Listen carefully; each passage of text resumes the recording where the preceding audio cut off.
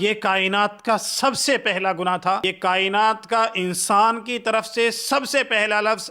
ناظرین اکرام، میں گارنٹی دیتا ہوں کہ اگر آپ نے اس چیز کو نہیں جانا اور نہیں سمجھا تو آپ نے زندگی میں کچھ بھی نہیں سمجھا۔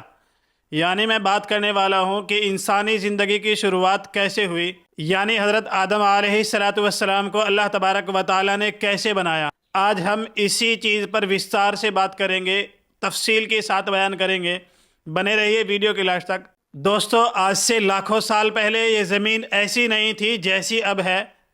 اس کائنات میں صرف فرشتے اور جنات تھے، تو اس وقت اللہ تبارک و تعالیٰ نے فرشتوں کو جمع کیا اور کہا، جیسا کہ اللہ تبارک و تعالیٰ نے قرآن کریم میں بھی ارشاد فرمایا، وَإِذْ قَالَ رَبُّكَ لِلْمَلَائِكَةِ إِنِّي جَاعِلٌ فِي الْأَرْضِ خلیفہ، اے فرشتوں، میں زمین میں اپنا ایک خلیفہ، ایک نائب بنانے والا ہوں۔ فرشتوں نے جواب دیا کہ اے ہمارے رب، کیا آپ زمین میں ایک ایسے کو خلیفہ بنانے والے ہیں، ایک ایسی مخلوق کو بنانے والے ہیں جو زمین میں فساد مچائے گی، جو خون خرابہ کرے گی؟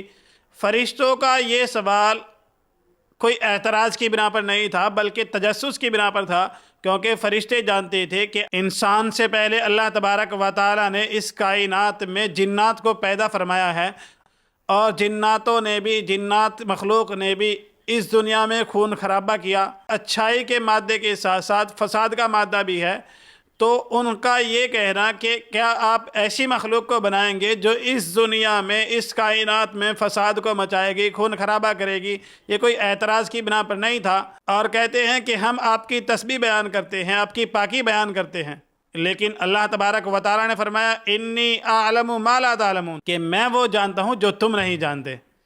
اللہ تبارک و تعالیٰ ہر چیز کا علم رکھتے ہیں، ہر چیز کو جاننے والے ہیں۔ ناظرین اکرام، حضرت آدم علیہ السلام کی تخلیق کا عمل اچانک نہیں ہوا، بلکہ اس کے مختلف مراحل تھے۔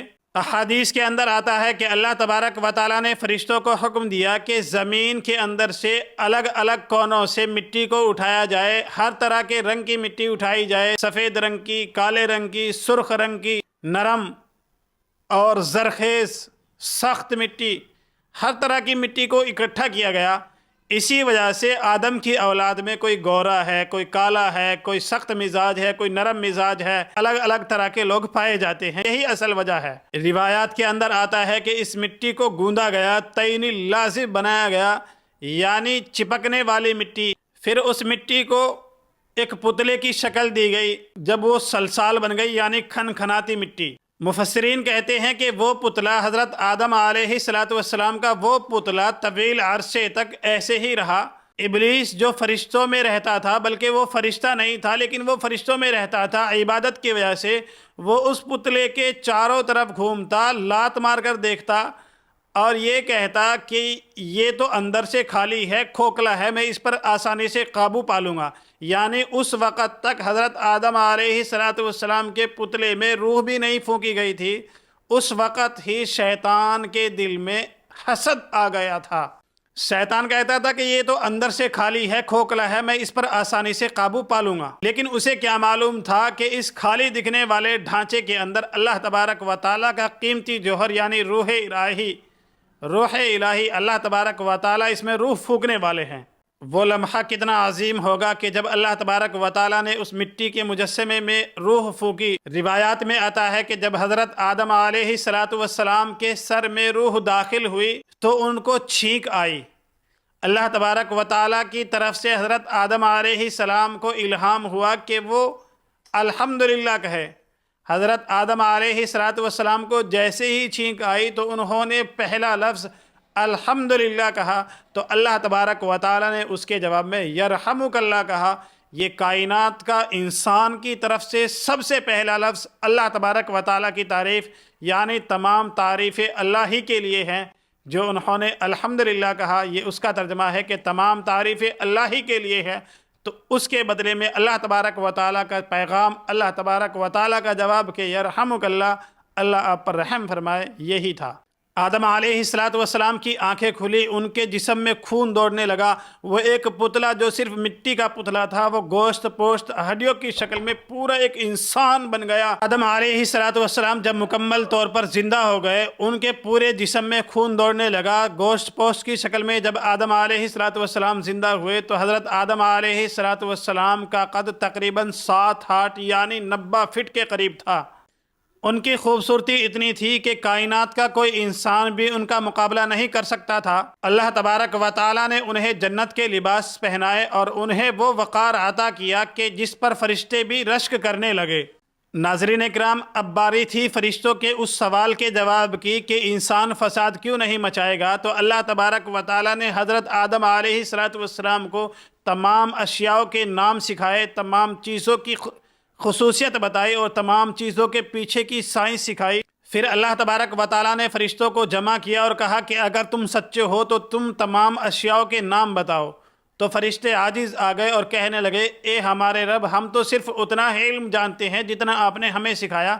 پھر اللہ تبارک و تعالیٰ نے فرشتوں کے سامنے ہی حضرت آدم علیہ الصلوۃ والسلام سے تمام اشیاء کے نام پوچھے، تو حضرت آدم علیہ الصلوۃ والسلام نے تمام چیزوں کے نام بتا دیے، ان کے فائدے بتائے، ان کے پیچھے کی سائنس ساری بتا دی۔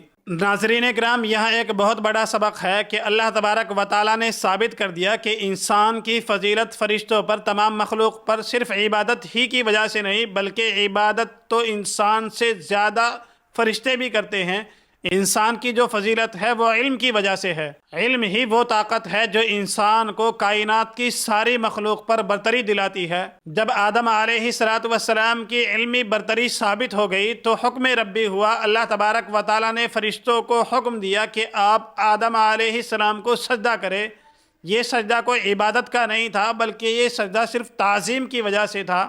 تمام فرشتے، جن کی تعداد لاکھوں کروڑوں میں تھی، ایک لمحہ تاخیر کیے بغیر سب کے سب سجدے میں گر گئے۔ لیکن وہاں پر ایک وجود کھڑا رہا، وہ تھا ابلیس۔ اللہ تبارک و تعالیٰ نے اس سے پوچھا کہ اے ابلیس، تجھے کس چیز نے روکا کہ تو اسے سجدہ کرے کہ جسے میں نے اپنے ہاتھوں سے بنایا ہو؟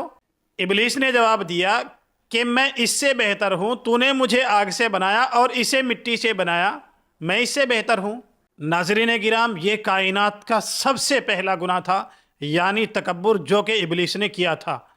ابلیس نے اپنی سمجھ کو، اپنی منطق کو اللہ کے حکم پر ترجیح دی۔ اس نے مٹی کے پتلے کو باہر سے تو دیکھ لیا لیکن اندر سے نہیں دیکھا کہ اس میں اللہ تبارک و تعالیٰ کی مبارک روح پھونکی گئی ہے۔ نتیجہ یہ ہوا کہ وہ راندہ درگاہ ہو گیا، اس پر لعنت بھیجی گئی اور اسے جنت سے باہر نکال دیا گیا۔ ناظرین کرام، حضرت آدم علیہ الصلوۃ والسلام کی یہ داستان ہمیں 2 بڑے سبق دیتی ہے۔ پہلا یہ کہ ہمارا اصل مقام علم ہے، اگر ہم اسے ہی چھوڑ دیں گے تو اپنی فضیلت کھو دیں گے۔ دوسرا یہ کہ انا اور تکبر وہ بڑی بیماری ہے کہ جو ایک زاہد اور ایک عابد کو بھی شیطان بنا دیتی ہے۔ ناظرین کرام، اگلی ویڈیو میں ہم اس سے بھی دلچسپ مرحلے میں داخل ہوں گے کہ حضرت آدم علیہ الصلوۃ والسلام جنت میں کیسے رہے، حضرت حوا کی تخلیق کیسے ہوئی، اور وہ کیا واقعہ تھا کہ جس نے شیطان کو انسان سے بدلہ لینے کا موقع دیا۔